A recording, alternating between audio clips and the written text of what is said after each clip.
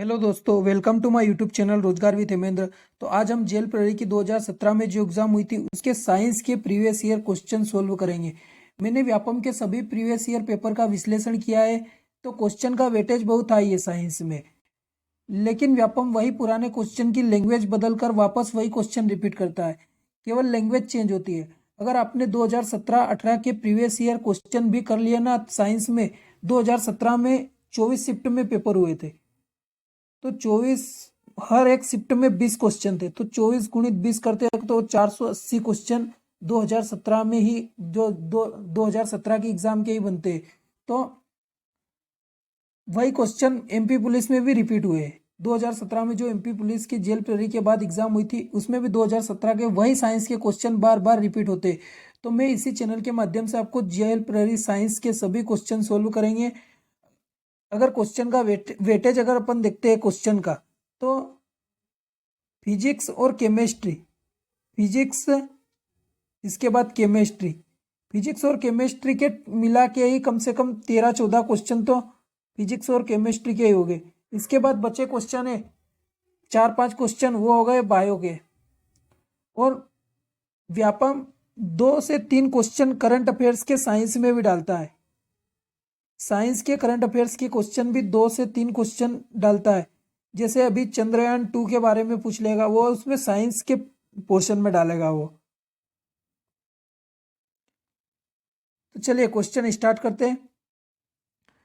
एक विद्युत धारा उत्पन्न करती है। रासायनिक प्रभाव, ऊष्मीय प्रभाव, उपयुक्त सभी और चुंबकीय प्रभाव। तो विद्युत धारा रासायनिक तरीके से भी प्राप्त की जा सकती है और ऊष्मीय ऊष्मीय तरीके से भी प्राप्त की जा सकती है और चुंबकीय मैग्नेटिक तरीके से भी प्राप्त की जा सकती है। तो इसका आंसर आएगा उपयुक्त तीनों। तीनों प्रकार से विद्युत धारा उत्पन्न की जा सकती है। चलिए दूसरा क्वेश्चन देखते हैं। वायु कोष फेफड़ों के भीतर सूक्ष्मतम नलिकाओं के रूप में संपन्न होते कहलाते। जो अपने वायु कोष फेफड़ों के भीतर जो नलिकाओं के रूप में होते हैं वो क्या कहलाते? कंठ, वायु कुपिकाएं, ब्रांकाई या ब्रांक्रियाल। तो इसका आंसर आएगा वायु कुपिकाएं। वायु कुपिकाएं इसका आंसर आएगा। वह प्रक्रिया जिसमें एक अधिक महंगी धातु को एक सस्ती धातु के ऊपर विद्युत की मदद से निक्षेपित किया जाता है, तो इसे कहते हैं। तो वह प्रक्रिया जिसमें एक महंगी धातु के ऊपर एक सस्ती धातु विद्युत की तरीके से लेपन की जाती है, विद्युत लेपन, तो उसे क्या कहते हैं? विद्युत धातु कर्म, इलेक्ट्रोप्लेटिंग, इलेक्ट्रोविनिंग, इलेक्ट्रो रिफाइनिंग। तो इसका आंसर आएगा इलेक्ट्रोप्लेटिंग। इलेक्ट्रोप्लेटिंग।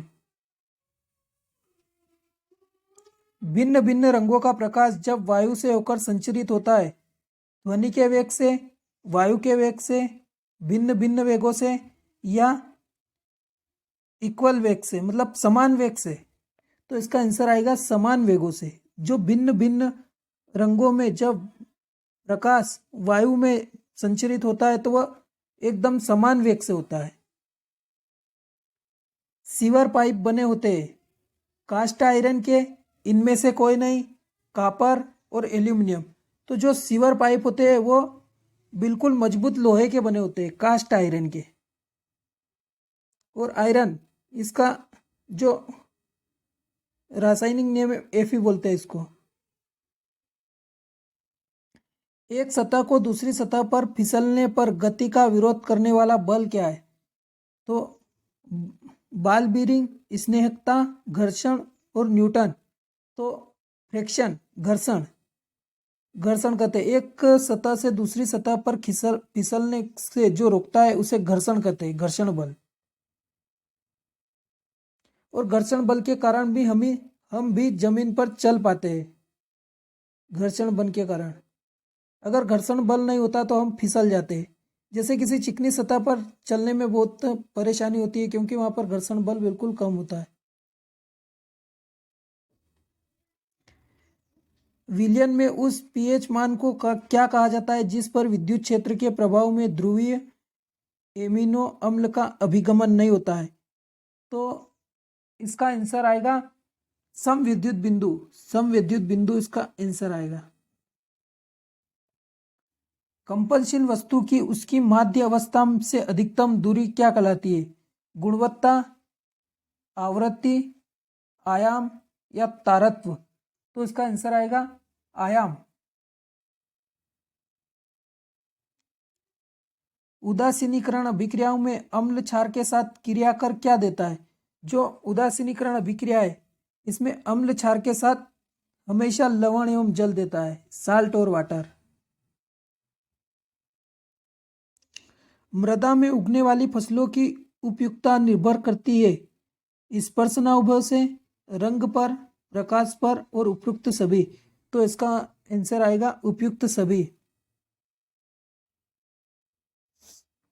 ताजमहल को किस प्रदूषण से खतरा उत्पन्न हो रहा है?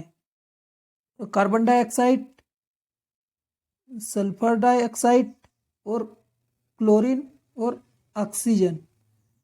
तो इसका आंसर आएगा सल्फर डाइऑक्साइड।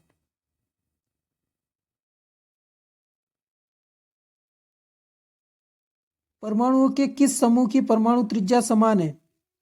तो इसका आंसर आएगा FeCO और Ni। दो भिन्न जीवों के बीच संबंध जिसमें दोनों लाभान्वित होते हैं कहलाते हैं परजीवी, सहजीवी, पोषण और मृतोपजीवी। तो इसका आंसर आएगा सहजीवी। जो दोनों जीव जो एक दूसरे के ऊपर रहते हैं और दोनों जीव एक दूसरे को लाभ पहुंचाते उन्हें सहजीवी कहते हैं।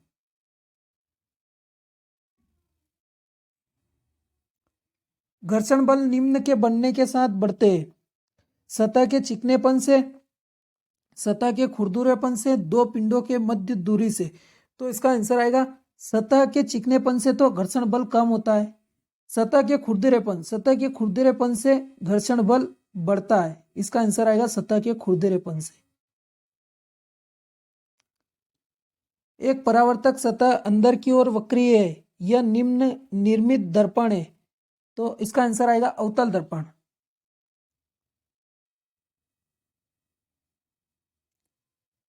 गेहूं में काला कीट रोग उत्पन्न होता है। तो इसका आंसर आएगा पिक्सिनिया द्वारा।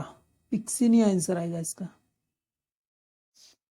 एस्कॉर्बिक अम्ल कहलाता है vitamin A, vitamin B, vitamin C और विटामिन डी। तो एस्कॉर्बिक अम्ल होता है विटामिन सी में होता है। और विटामिन सी, यह विटामिन सी हमेशा खट्टे फलों में पाया जाता है, जैसे नींबू, संतरा। खट्टे फलों में हमेशा एस्कॉर्बिक एसिड माना जाता है। इसे सिट्रिक अम्ल भी बोलते हैं, सिट्रिक अम्ल भी इसे बोलते हैं। स्टील के कप में गर्म चाय को पीने की तुलना में इसे एक पोर्सिलेन कप में पीना अधिक आसान होता है। क्यों? क्योंकि पोर्सिलेन कप में हैंडल लगा होता है। स्टील कप में चाय तुलनात्मक रूप से तेजी से ठंडी होती है। पोर्सिलेन एक ऊष्मा का कुचालक होता है। उपयुक्त सभी। तो एक जो पोर्सिलेन होता है ये एक ऊष्मा का कुचालक होता है।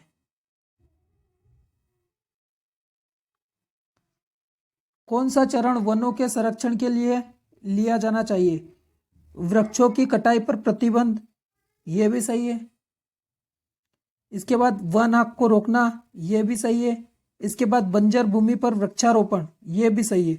मतलब वनों के संरक्षण के लिए तीनों पॉइंट इंपॉर्टेंट है। तो उपयुक्त सभी इसका आंसर आएगा। एसिटिक अम्ल किसके द्वारा उदासीनीकृत होता है? सोडियम हाइड्रोक्साइड, नाइट्रिक अम्ल, सल्फ्यूरिक अम्ल और सिट्रिक अम्ल।